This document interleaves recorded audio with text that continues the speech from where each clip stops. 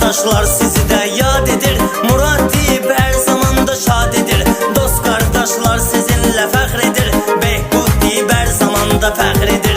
Həyatda nə arzularda varsa da, arzularınız hər zaman gerçək olsun. Allah Taala Murad kimi qardaşı, Behbud kimi qardaşları qorusun.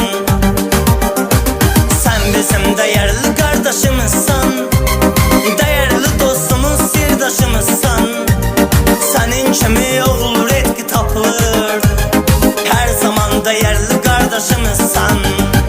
Sən bizim dəyərli qardaşımızsan, dəyərli dostumuz, sirdaşımızsan. Sənin kimi oğul redki tapılır, hər zaman dəyərli qardaşımızsan.